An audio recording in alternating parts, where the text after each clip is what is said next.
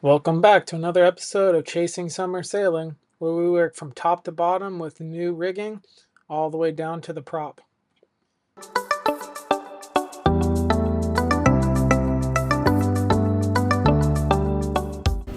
Hi. As you suspect, that's me.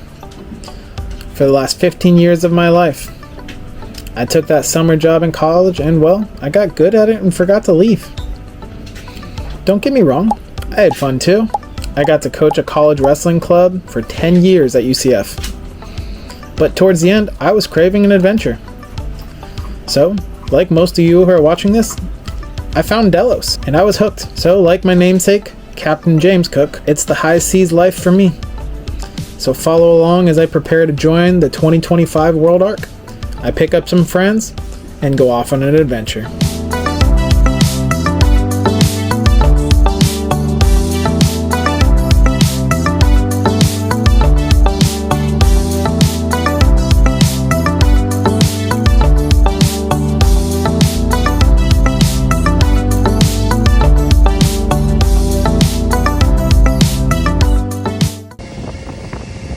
So today's a big day. Mast is coming down. Riggers are up there right now, getting it all disassembled and ready to pull out. Crane is here. Looks like they should have it down in the next 10-15 minutes.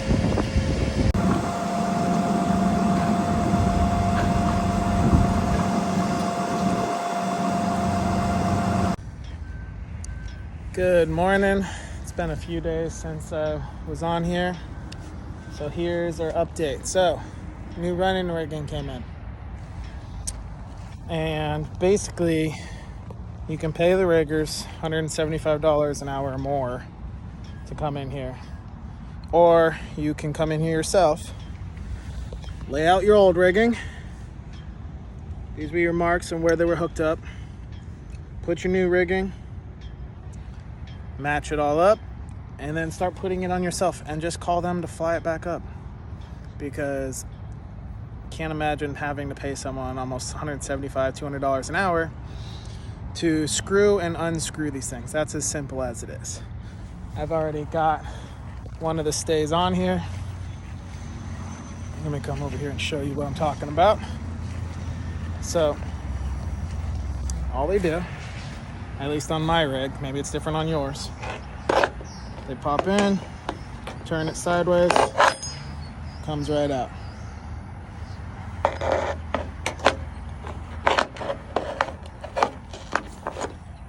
That's it. Dry fitted.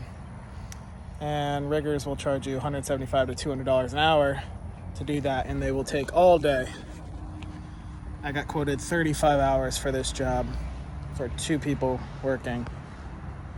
And so far, I'm in it for a total of like 5 hours doing it by myself and figuring things out. So, definitely not worth paying someone to do this portion. You want to have them step in and unstep the mast? Sure. But I'm saving myself about $5,000 doing it this way. So, my opinion, have the riggers come out, take their measurements so you get that stuff correct, and then put it all back together yourself.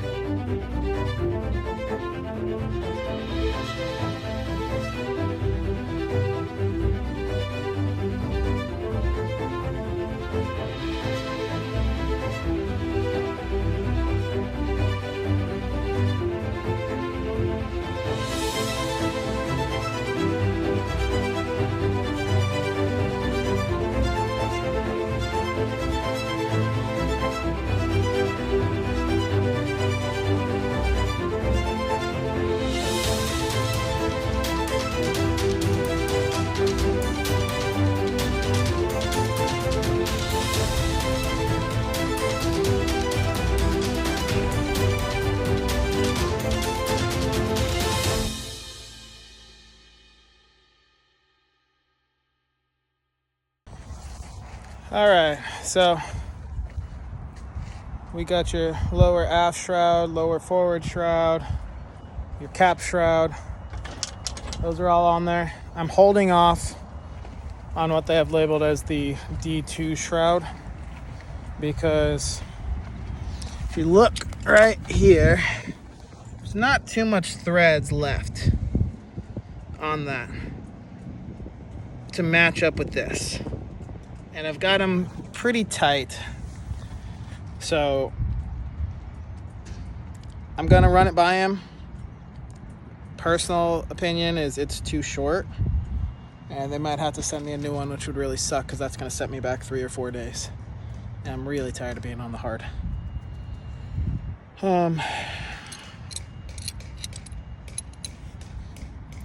Yeah, we'll see what he says about that. And then I don't know that they sent me the piece for the port side aft shroud to match it up. So I'm trying to figure that out. I'll keep you posted. Good morning. It's been a couple days since I talked to you guys last. So we got the pinstriping off and the old logo off. I waxed and polished the back to see if I could get it to get that shine back, and I was able to. So we'll probably end up just doing that instead of painting it. We're still going back and forth on whether we paint it gray or not, or leave it white. If I can't get that perfect shine to it, I really don't want to do it. But I found a couple flaws in the gel coat on the top side where there's cracks, and there's a few more on the other side. So we're gonna work on filling those cracks and removing the rest of the pinstriping and the name. So we'll do that, sand that all off, get that ready to be prepped for the wax and the new pinstriping. All right, it's been a few days. So we got this side done, compounded, polished, and waxed. So, got our new logo up. I've got about 1 week till we splash, which is exciting, but still got a lot of work to do.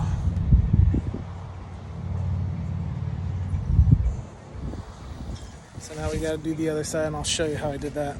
It's a lot of just repetitiveness, so I figured why I film both sides, you'll get it after one side.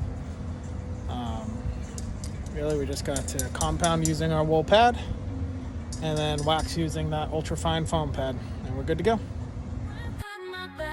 It's time to go on a journey, the world's my show, with a map and a smile on my way, new adventures every day, traveling far under the stars, across the seas where dreams are free, new places to find, leaving worries behind, traveling the world, feeling so alive.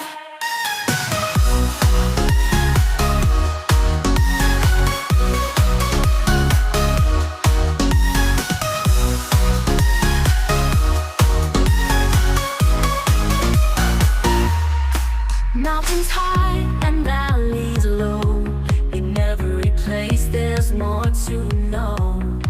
With every step I feel so free, the road ahead is...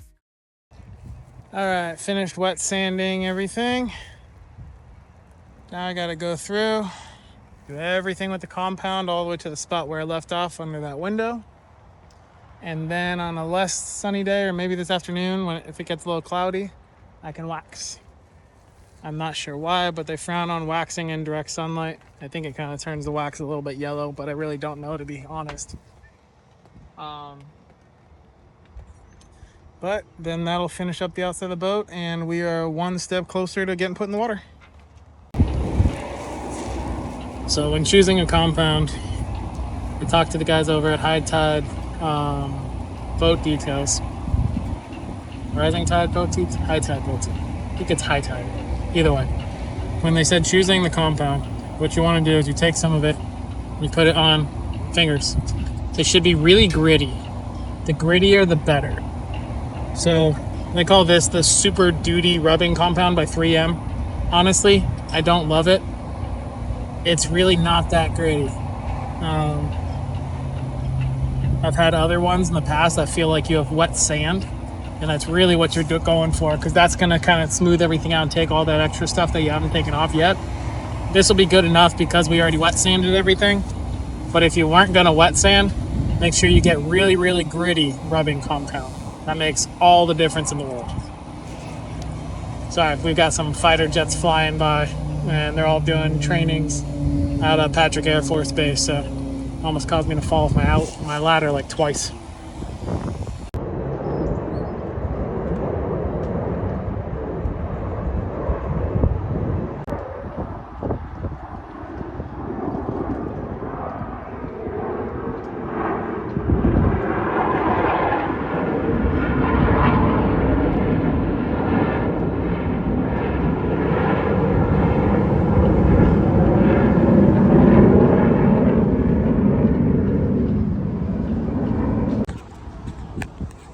All right, we've gotten to a spot on the boat that I forgot about. There's a couple patches here up on the wall that I still need to sand down that I filled. And the rest of them I've sanded down, but I need to go through, wet sand it, and make it all nice and smooth before I can compound it. So that'll be the process right through here. Basically what I'm gonna do is sand it with a 320, which is usually fine enough. But I like to go a little bit more in depth, and then I'll use a wet sandpaper of 1,000. And then from there, we go to the film disc, 1,500, a 2,000 wet sandpaper, and then a 4,000 wet sandpaper. So those will be the steps that we go through to make that to where we get a nice, smooth, glossy finish. Look at that shine. So we were able to bring back the original shine of the boat. It looks amazing. I'm real happy with how it turned out. So as long as you follow all these steps, you're going to be able to bring back the shine on your boat just like I did here. So I finally got my grease gun from Maxi Prop and the grease and all the right fittings. So they say when you start pushing the grease in, how you know it needs grease is it'll force the water out. So seems to be working.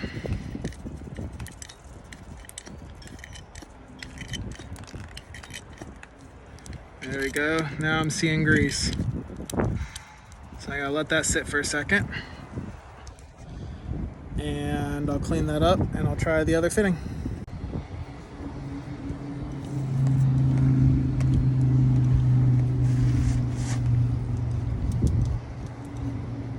There we go.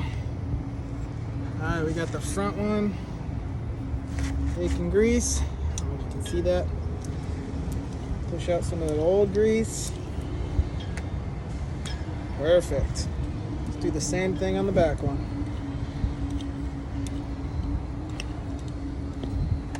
I know that old grease is perfectly fine, but I've got 3 bottles of this. I might as well put the new stuff in there. That's what we want. Go ahead and clean all your mess up. Sure, there's a joke there. I'm gonna leave that one alone.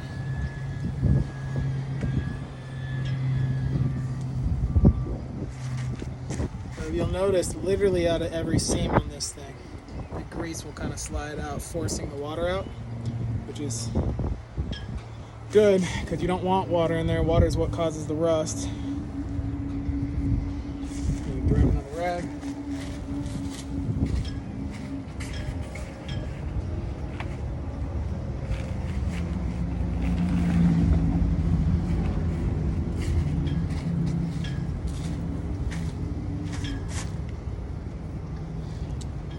Theoretically, you should be able to do that from under the water.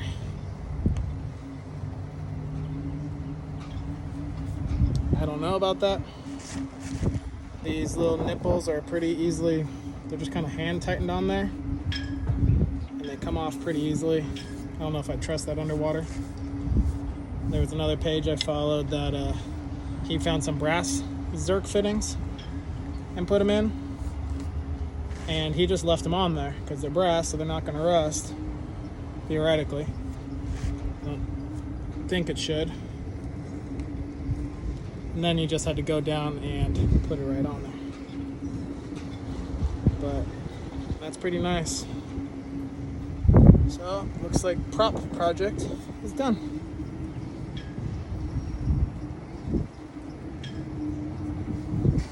The only reason I'm rotating it around a little bit is to really get all the grease in there. I'll probably go back, re-grease it one more time after I worked it all in.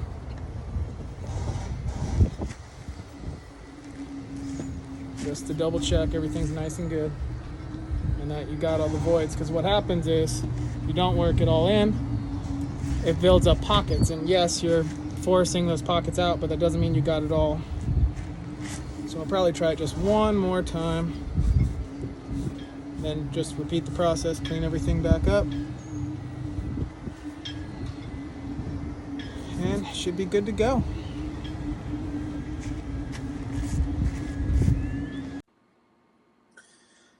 So that's going to wrap up our time in the yard. It took a little over a month and a half in total. We were able to fix all the blisters, reseal all the through holes, get all new bottom paint, put on new rigging, and we waxed and polished and turned Synchronicity into the naughty girl she was meant to be. Thanks for watching. Can't wait to see you next week. When I got my back, it's time.